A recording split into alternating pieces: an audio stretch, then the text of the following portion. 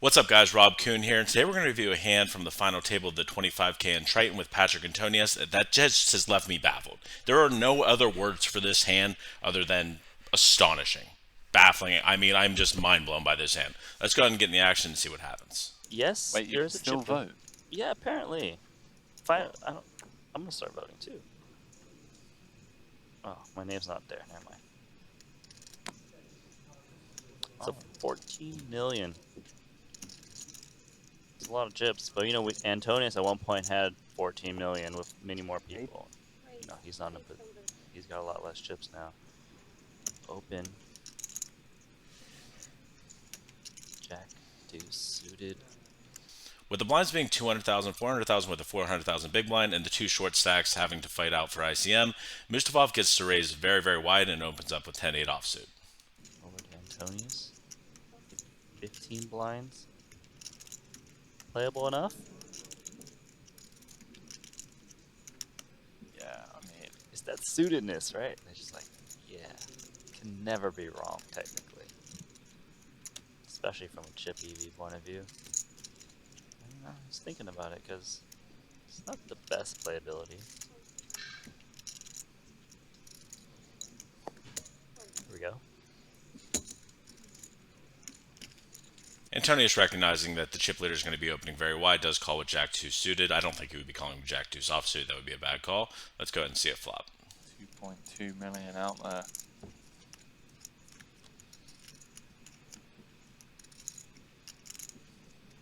Deuce. But 2 overs, gut shot, aggression. One would assume we're going to see a turn card, Randy. Mustafa with the gut shot on 2 overs, Antonius bottom pair. 7.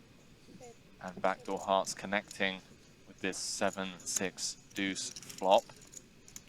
Missing a 1/3 c-bet from Beradine. Because Antonius can't have aces, kings, queens, or any really strong hands in general, Mustafa has a pure c-bet on flop to a small sizing because they're only playing like 15 big blinds effective, and bets 1/3. This pot could get dicey. On turn, Antonius, with this stack size, probably will be calling. 3.6 million in the middle. We head to the turn. Queen of Hearts rolling off over card to the flop. Essentially a card that Mustafa is going to continue barreling on. Little does he know, Antonius not going anywhere. He has turned a flush draw.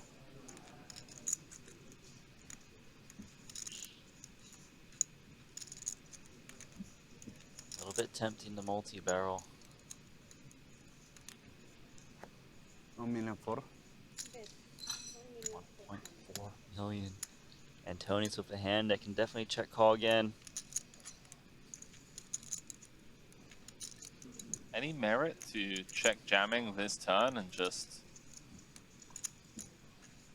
Possible, but I don't think you'll get a better hand to fold. For sure. But you can definitely be charging hands that have equity like this 10-8, 2 claw. With 3.6 million in the pot, Mustafa bets 1.4 million. This is a card that's very, very good for his range, as Antonius generally isn't going to have many queen X. If he has a hand like king queen, queen jack, he probably just ends up shoving those pre, or just folds them on the flop. Rather than playing the guessing game on a brick river where, you get to the river with bottom pair. Yeah, a lot of merit. Generally speaking, you'd be check jamming a little bit more often if you can get better hands to fold. If you were. See what he comes with, facing the 40% turn barrel.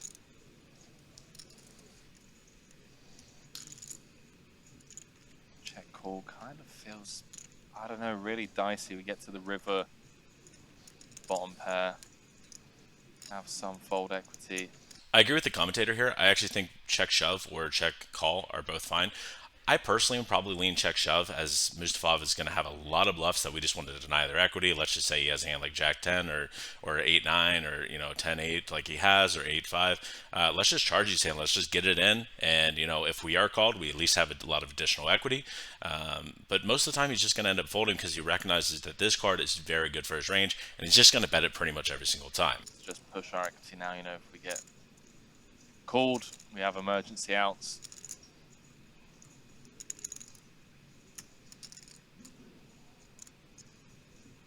Curious to hear what the viewers at home think Patrick should do.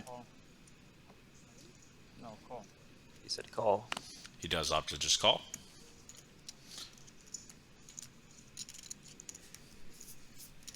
$6.4 million in the middle, just 3.5 behind.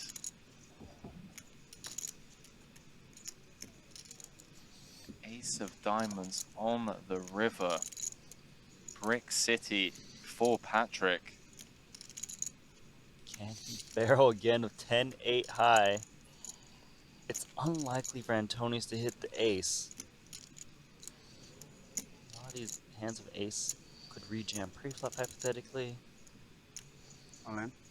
All in with 10-8 Wow, high. gangster. And Antonius has got bottom pair. Can he make the call? We're the sickest hand of this tournament. The fact that Antonius hasn't insta-mucked his hand. The sickest thing, Randy, is as soon as Ferradine moved all in, Antonius just kind of gave him the side eye, just snap staring him down. I mean, look at this. The fact that he's even considering making the hero call here with bottom pair. The fact that Patrick Antonius has tanked for this long with just bottom pair. And Having balls of steel, could decides to bet all in, which is around half pot, to put Antonius to a very strong test. Now, obviously, Antonius is in a very difficult spot because he has fifth pair, right? He has fifth pair at the end of the day. This is a painful spot, as obviously Musta can have his hands like 6 7 suited, pocket sevens, pocket deuces himself, pocket sixes, queens. He can shove a hand like pocket kings for value, I think, because I think he's very aware that Antonius would probably get in like a 7x or 6x by now, probably on the flop.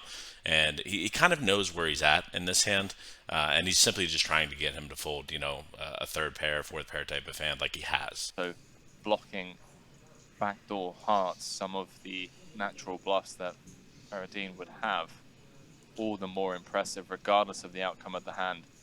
Really just showcasing why he's here at these Triton series, competing at such a high level on one of the biggest stages in the world. I've seen Antonius make sick calls, but this would be absolutely madness if he can do it. Would certainly be the highlight of the tournament thus far. How many? He can put on the cake. Oh, had to stop myself there. I wasn't sure what he said. He was asking how many time banks he had to use. Yeah, he's running out. He feels it. Absolutely. Then he looks at his hand. He's like, I've got a pair of deuces on a 4 overcard board. Right, let's reverse engineer this. 10-9, 9-8, 10-8, 8-5, 9-5, Random 4-5. clubs. So many clubs, hearts. As the commentator is going through the different hands, this is exactly what Patrick Antonius is thinking about. He's thinking about all the hands that simply want to bluff here, and all the hands that Mustaf can have for value bets. Now, to me, honestly, it's not, even though this hand is, for most people, would just be dead in the water, you definitely need to take your time and kind of break down how many combos of hands, Mustaf can have, because he's opening such a wide range. He's going to have the 5-4s, the 8-9s, the 10-8s, the 10-9s, the jack-highs, the king-highs, whatever, because he thinks this river is a good card for him. Problem is, the river isn't actually that good for him because he's not going to be betting the flop or turn usually with ace-high, because ace-high is going to want to check back one of those streets, as it doesn't need to be bluffing. So many hands. Brick. On such a convenient run out for Ferry to blast off with. I really hope, just the one chip flick. Come on, Patrick. Find it.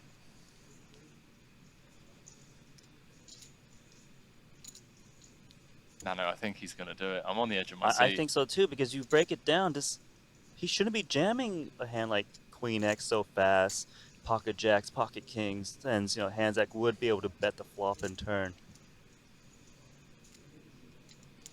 He wants to do it, doesn't he? Look at him. He is pained by this decision. His intuition reading in to the snap jam. Tanking for this long with bottom pair. Really have. Trying to get a read out of Ferry. I guess one of the main concerns, Randy, is calling and Ferry bluffing with, like, I don't know, a 6x of hearts. Does he ever just knuckle those back? Yeah, it is a consideration. Staring him down. I don't think that's really a consideration. No one's going to really be bluffing with worse. Like, if you have a deuce or a six here, you're just going to check back and not turn that into a bluff. You're also not going to be betting the turn with that, so I disagree with the commentator there. I have one more left. Then I'm dead. Do have one more left, Patrick, and your hand will be deemed dead. Be given a countdown. Crunch time. It really is. Can he make the call? After tanking for this long, Ferry coming with the 1/3 on the flop. Good call. 1/3 on the turn, and he makes the call.